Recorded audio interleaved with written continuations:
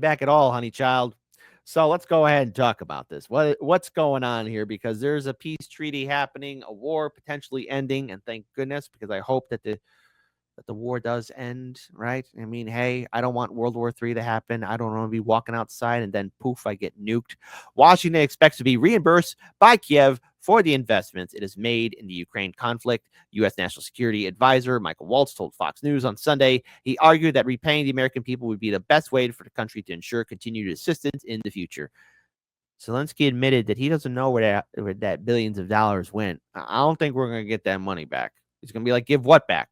Walt's remarks come after the Ukrainian leader, Vladimir Zelensky, reportedly politely declined to sign a document granting the U.S. rights to 50% of his country's future mineral reserves, seeking a better deal.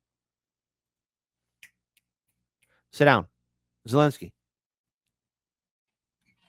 Dude, do not bite the hand that feeds you, because it's not going to bode well.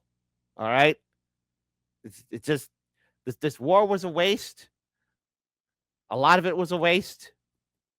And this is going to happen whether you like it or not, okay? And listen, I don't like the war. Hell, the way everything has started all the way to its ending has been a complete disaster. Well done, Biden, for leaving a war that you could have stopped at any point in time. So there you go. U.S. President Donald Trump has recently demanded the equivalent of $500 billion worth of rare earths from Ukraine in exchange for what he estimates to be more than $300 billion that Washington has provided to Kiev in various forms of aid amid its conflict with Moscow. Where's the money? I'm looking up. I'm looking down. I'm looking at that big pile of dirt right behind you. Where's the money? The American people deserve to be recouped, deserve to have some type of payback for the billions they've invested in this war, Waltz said on Sunday. I can't think of anything that would make the American people more comfortable with future investments than if we were able to be in partnership and have the American people made whole. A top advisor added that Zelensky would be very wise to enter into this agreement with the United States. Zelensky has previously stated that he wants to establish a mutually beneficial partnership rather than simply handing over Ukraine's natural resources. That's not how this works. Meanwhile, the Prime Minister, Denis Shmyhal, has proposed granting the EU access to Ukraine's resources in exchange for cooperation with Kiev and investments in the country's reconstruction. Waltz also claimed that the U.S. has borne the brunt of Western military and financial aid to Kiev. Officially, the U.S. Congress has authorized roughly $175 billion for Ukraine since 2022, though a significant portion of that funding has gone to American industries and government activities related to the conflict. According to Germany's Kael Institute for the World Economy, as of October 2024, the U.S. had provided Ukraine with approximately $92 billion in financial and military assistance, while EU nations and the UK have allocated a combined $131 billion. In 2024, World Economic Forum noted that Ukraine holds immense potential as a major global supplier of critical raw materials, essential for defense, high-tech, and green energy industries. The country has Europe's largest titanium and lithium reserves, although these are not classified as rare earth elements. Zelensky has previously acknowledged that much of Ukraine's mineral-rich territory is now under Russian control. According to Forbes, around $7 trillion worth of Ukraine's former mineral wealth is located in the Donetsk and Lugansk People's Republic, which joined Russia in 2022. And of course, Zelensky had to make the big boy, big brain decision to start saying that he'd never accept the results. Thing that President Trump said this week. He did not say yes when he was asked if he sees Ukraine as an equal member in the peace process. He did say later that Ukraine would have a seat at the table. Have you been given any assurances that Ukraine will have an equal seat at the negotiating table? So I will never accept any decisions between the United States and Russia about Ukraine. Never. And our people, never. And our adults and children and everybody. It can't be so. This is the war in Ukraine against us. And it is our human losses. And we are thankful for all the support, unity between USA, in USA, around Ukraine support, bipartisan unity, bipartisan support. We're thankful for all of this. But There is no any leader in the world who can really make a deal with Putin without us, about us. This is going to happen. Regardless, this is going to happen. I just can't help but think of that infamous photo where he's all by himself at that NATO event and nobody's talking to him. The risk that Russia will occupy Europe is 100%. If the United States pulls out of NATO, Yes. Russia will occupy Europe. Yes, so NATO. not all the Europe. They will begin from those countries, as I said, who are big our friends, but small countries who've been in the USSR and the Soviet Union. They will begin, and we'll see what will be the answer. But Europe will not answer because they don't have. They will begin to defend itself. Each country defend itself, and at this moment. So Russia will get all the successes with all the territories they will want. I don't know. They will want 30% of Europe, 50. I don't know. Nobody knows, but they will have this possibility. That's not how it works, man.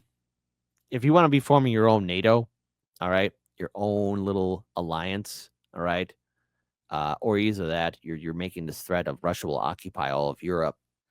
You know, this is the same propaganda we've been hearing. I mean, look, no one wants a world war. No one in their right mind wants one. But our politicians were instigating this conflict. As was posted, and as we have covered here at Hardlands Media, as we have pointed out, a lot of politicians have been doing insider trading, and they made a huge financial boon, especially when this war started 2022, 2023, 2024, and hey, going into 2025. The fun time's over. The music's starting to stop. All this propaganda and fear, you know, before the war even started, too. I just want to point out that there have been numerous articles talking about the corruption in Ukraine. But gee, it sounds all too familiar. But wait a minute. Hold on. Just want to pull up something else here, too, where Zelensky begs Western countries $250 billion of financial assistance in the form of frozen Russian assets, which are here in Europe. So he's asking again for more money. More money. More money. Only 17 seconds, but he's asking for more money. Money, good. Give us 250 billions, which are here in Europe, frozen Russian assets. No answer. Give us the money. Give us the money. Well, which one is it? Do you want the money or you don't want the money? Do you want the peace deal or no peace deal?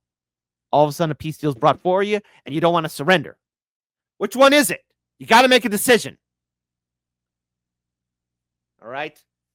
And of course, we all have to wonder, well, whatever happened to all that money in the first place? There have been so many articles, so many stories, so many events which have been covering this ridiculous disaster. Where are the weapons? I mean, are the weapons properly being tracked and cataloged? Probably not. Is the money going to where it needs to go? Probably not. You know, there's a lot of people who were hit by those hurricanes who would like to have billions of dollars of aid go into their communities so they can rebuild. There's a lot of people in the LA County that lost their homes because of these devastating wildfires. The people of Lahaina, oh my goodness, have they been patiently waiting, playing the waiting game? There's people in Flint, Michigan. Hey, look, water. I'm sure they would love it. Clean drinking water. They haven't had it in quite some time that now it's a foreign concept. What about the people of East Palestine, Ohio, where that train derailed and exposed them to dangerous chemicals? And this is happening all over the country. Yes, we do deserve to be reimbursed. Now, chances are, if, let's say, Zelensky gave in to that demand and we get that billions of dollars of aid put in, $500 billion from that rare earth, I mean, if it goes back to the American people or either that, it invests into infrastructure projects, what a sight to see. But I won't hold my breath because that's not how it works. But this war has to end. People are on edge enough as it is with an unstable economy and, of course, all these other various conflicts taking place. And yet, you have this little puppet here screaming, no, I won't agree to a peace deal. No, I won't agree to this. I get it. But when the United States is running the show, when the music is over, it's over. When the show is over, it's over. And our money, our treasury, Think about what it could have been done to actually uplift our lives, what it could have been invested into. And you had Democrat lawmakers. And yes, Democrat lawmakers cheered us on. Hell, you had the media cheered on. In 2022, it's all what they could talk about. Now that it's over, I'm noticing all the actors and actresses, the politicians, everyone that was there, all the posts, all the flags, poof, disappear. Nothing but media hype. But you know what's not hype? The lives that have been lost, the lives that have been destroyed. And at the end of the day, what was it all about? Same thing it always is, my friends. Money.